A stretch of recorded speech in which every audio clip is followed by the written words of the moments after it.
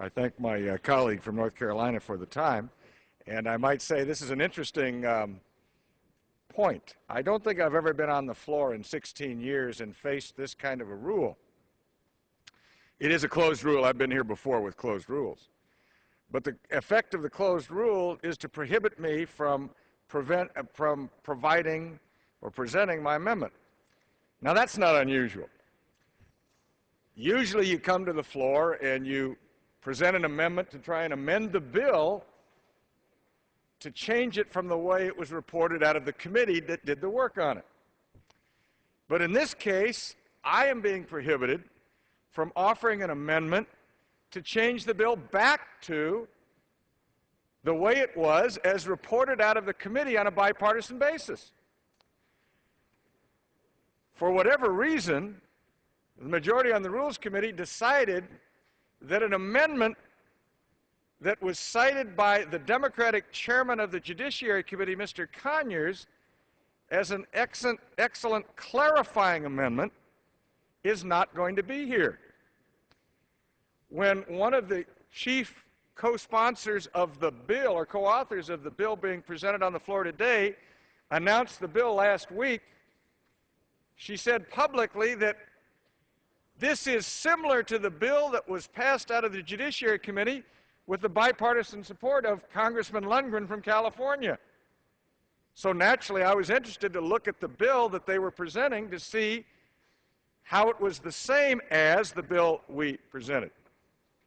And I found out that they left out my amendment, which allowed for the sharing of historical data by insurers so that they might look at the experience evidence and utilize that in making their decisions with respect to how they conducted their business going forward. I had been assured that my amendment was not necessary because committee staff on Judiciary Committee had researched it, and they believed that no Justice Department would find that that would be, that is, compiling historical data among the insurers, that nobody believed that the Justice Department of any administration going forward would find that to be non-competitive and violative of the antitrust laws. I was further assured that they did not believe that that would be the case with any of the attorney generals of the states. Now, I had the privilege of serving as Attorney General of my state for 8 years, being a member of the National Association of Attorneys General, organization which does support legislation of this type. And of course, attorneys general of the various states have independent authority under their state laws to enforce antitrust laws, which I did during my 8 years. Sometimes we went beyond what the federal government did because we understood better the unique circumstances of our state. I remember one time we were dealing with a merger between two large banks. They were national banks, and they had branches in the state of California. And we were working in conjunction with the Antitrust Division of the Justice Department, and we were moving in the same direction.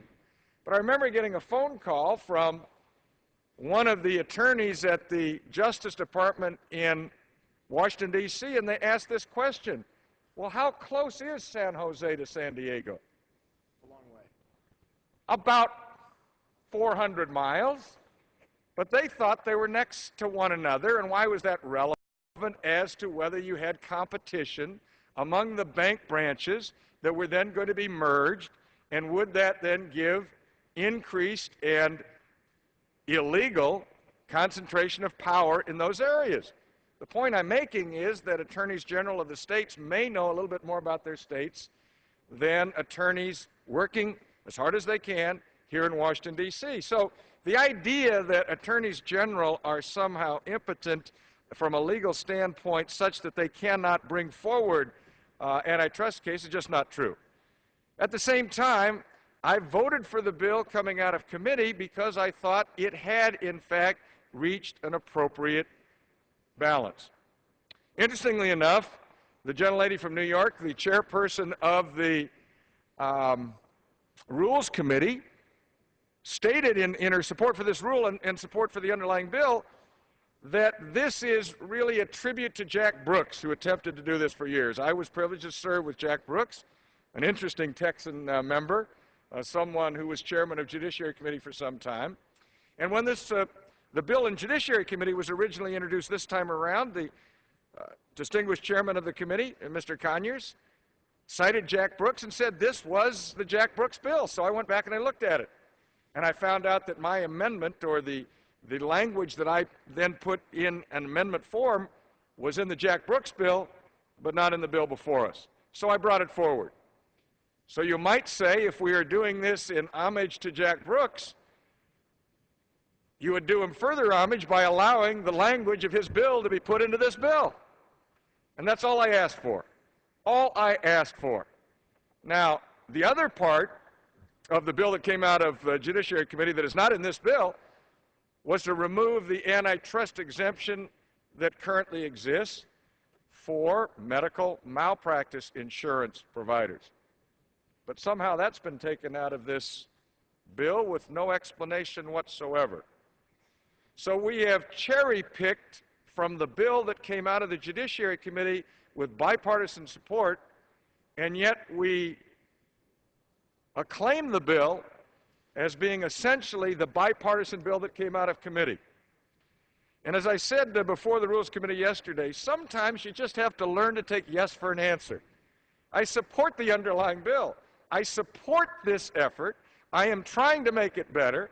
It was accepted on a bipartisan basis, and yet in the Rules Committee there wasn't one, in my judgment, credible argument about why you wouldn't have it.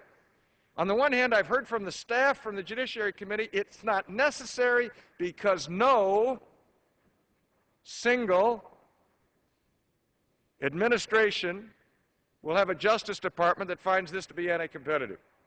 And on the other hand, I hear from the chairperson of the committee, well, we don't want to give this power to the insurance companies.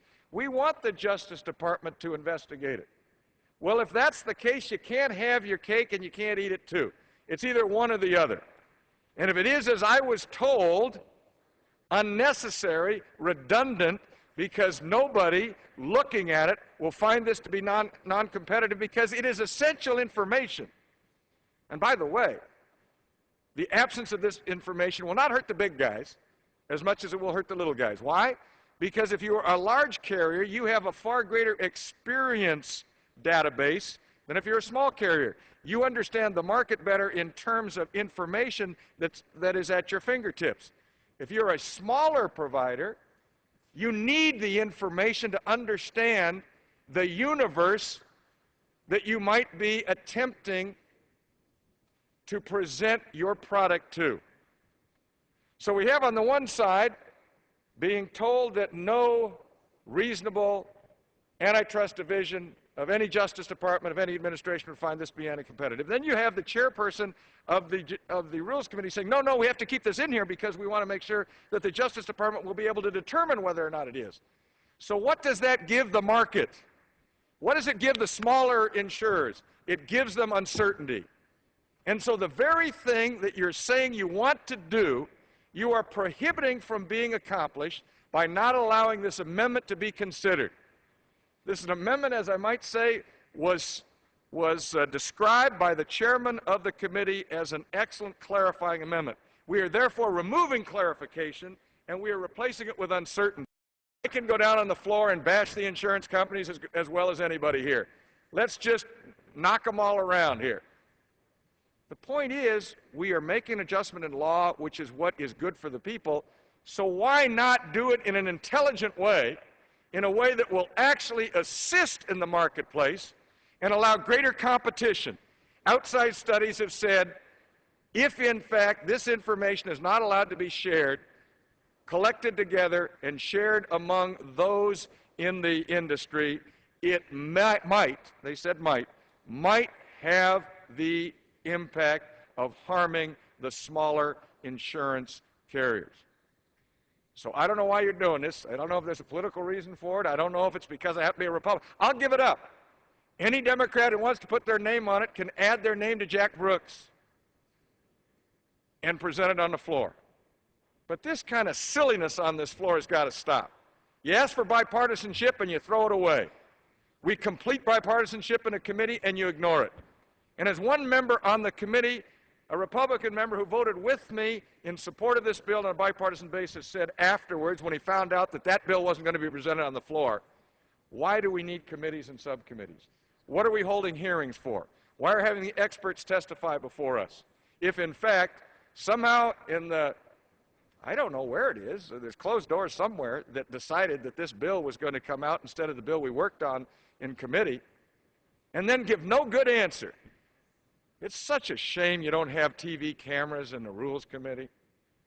If people could have seen the argument yesterday, if they could have, the public could have understood what we were talking about, I mean, they would have shaken their heads and said, do the people's business. Please do the people's business. Don't get involved in partisanship. Again, I would say I'd give up my name on this amendment. I'd gladly dedicate it to Jack Brooks in his memory. Glad to give it to any member of the Democratic side. Let's do the people's business and get rid of this silliness of unstated partisanship without any rationale that undercuts the impact of the bill. Once again, this is unique. 16 years in this place, first time I've ever come to the floor being denied an amendment that would put back in something we voted on a bipartisan basis in committee that's been removed at the direction of somebody, including the Rules Committee, so that we can't have the chance to work on the product that came out of a bipartisan effort in the committee. I thank the gentlelady for the time and yield back any time. The gentleman yields back the balance of his time. The gentlewoman from North Carolina reserves. The gentlewoman from Maine is recognized.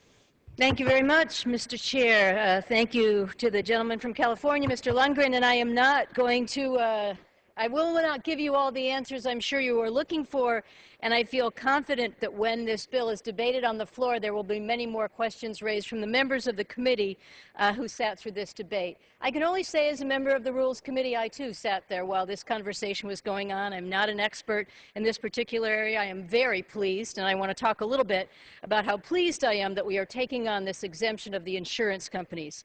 But I did hear people say, and the reason that I voted the way I did yesterday is because I heard that the Lungren Safe Harbor Amendment was a loophole in the McCarron repeal. I heard that consumer groups had said that this was anti-consumer. A safe harbor isn't needed because the bill does not prohibit information sharing.